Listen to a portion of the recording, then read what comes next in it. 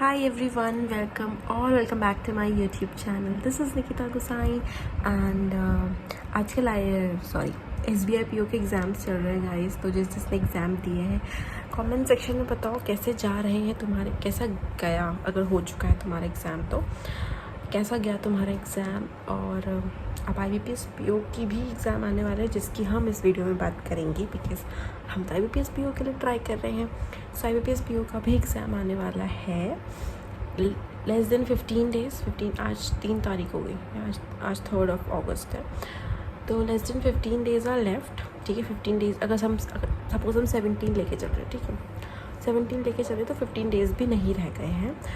सो अब आज का वीडियो, आई होप आपने मेरी पुरानी सारी वीडियोस देख ली होंगी जिसमें मैंने स्ट्रैटेजीज़ बताई हैं कि आप क्या क्या स्ट्रैटेजीज़ फॉलो करनी है for IBPS PO for last 15 days. और आज मैं बताने वाली हूँ अपना टाइम टेबल जो मैं फॉलो कर रही हूँ।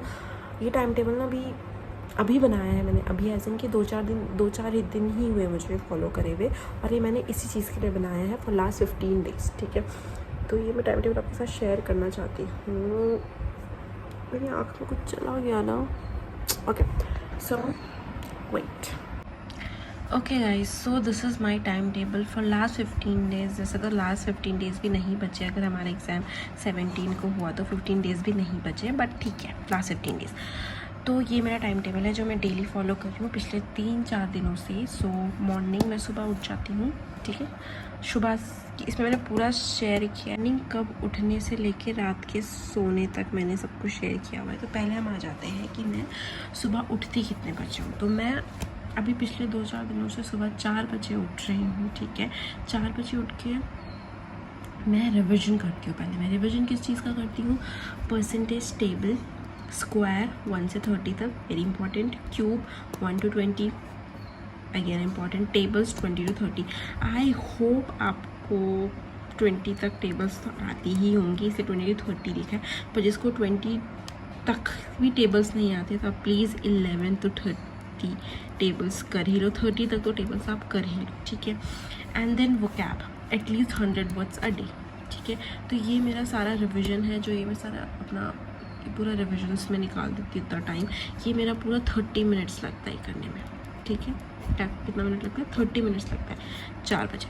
फिर उसके बाद 4:30 बजे मैं चली जाती हूँ वॉक पे, ठीक है, क्योंकि हेल्थ इज़ वेल्थ, वॉक करना भी इक्वली इम्पॉर्टेंट है। एंड मेरे को एक्चुअली PCOD भी है, तो मेरे को तो कुछ ना कुछ फिज़िकल एक्टिविटी करनी ही करनी। तो मैं सुबह ही एक घंटा निकाल के वॉक पे चली जाती हूँ, क्योंकि फिर शाम को ना समझ नहीं आता कि पढ़ाई करें या वॉक पे जाने में, पूरा शाम बिगड़ जाता है। तो सुबह सुबह वॉक पे चली जाती हूँ 1 घंटा, फिर घर में आके थोड़ा बहुत योगा वगैरह कर लिया, एक्सरसाइज वगैरह कर ली, उसके बाद नहा लिए एंड देन, ठीक है, उसके बाद हम स्टार्ट करते हैं अपना स्टडी सब्जेक्ट वाइज। तो पहले मैं कॉन्ट्स से शुरू करती हूँ, बिकॉज कॉन्ट्स जो है मेरा as comparative to English and reasoning थोड़ा सा वीक है, एंड इसलिए पहले कॉन्ट्स से शुरू करती हूँ, ठीक है। तो कॉन्ट्स से मैं शुरू करती हूँ। तो कॉन्ट्स में सबसे पहले आ जाता है सेक्शनल मॉक टेस्ट। मैं डेली मॉक टेस्ट लगाती हूँ सेक्शनल एक कॉन्ट्स का। फिर उसके बाद DI के at least 4 to 5 questions daily. Then arithmetic any chapter, और मैंने आपको अर्थमेटिक के कुछ इंपॉर्टेंट टॉपिक्स बताए हैं जो एग्ज़ाम में आपको देखने को मिलेगा ही मिलेगा।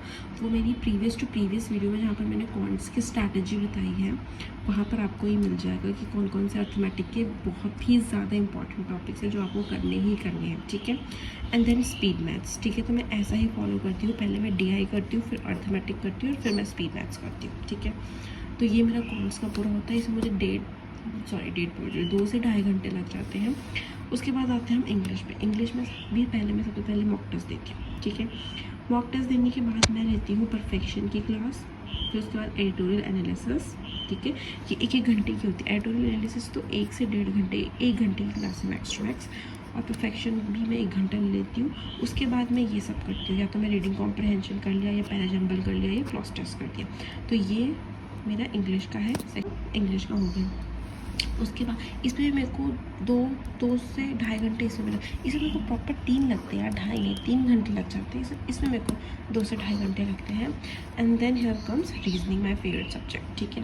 तो इसमें सबसे पहले मॉक टेस्ट ले लिया, फिर उसके बाद पजल्स कर लिए 4 से 5, तो पजल्स हो गया। फिर सेम सिटिंग अरेंजमेंट, वो भी 4 से 5, तो मतलब 10 क्वेश्चन तो यही हो जाते हैं, ठीक है। उसके बाद कोई भी एक टॉपिक उठा लिया, ब्लड रिलेशन, लॉगिज्म, डेटा सफिशिएंसी, डायरेक्शंस, ठीक है। तो ये कुछ इंपॉर्टेंट टॉपिक्स हैं जो फर्दर इन दोनों के अलावा जो और आते हैं, ठीक है। सो रीजनिंग का तो बहुत ईजी रहता है मेरे, क्योंकि रीजनिंग मेरी फिर भी अच्छी है एज़ कम्पेयर टू कॉन्ट्स, तो मैं इसमें ज़्यादा ध्यान दे रही हूँ आजकल। फिर उसके बाद current affairs, yes guys current affairs करना भी ज़रूरी है। प्री के साथ साथ आप मेंस के लिए भी कुछ तैयार हो, क्योंकि फिर बहुत सारा रह जाता है करंट अफेयर्स में ना, क्योंकि डेली का कुछ ना कुछ होता है, तो फिर बहुत 1 महीना छोड़ दो तो पूरा 1 महीने का फिर कब वो बर्डन हो जाता है। तो इसलिए मैं 1 घंटा सोने से पहले करंट अफेयर्स की क्लास भी ले लेती हूँ और मैं 10 बजे तक सो जाती हूँ। सो yeah guys, that is my full timetable for last 15 days which are left for IBPS PO exam.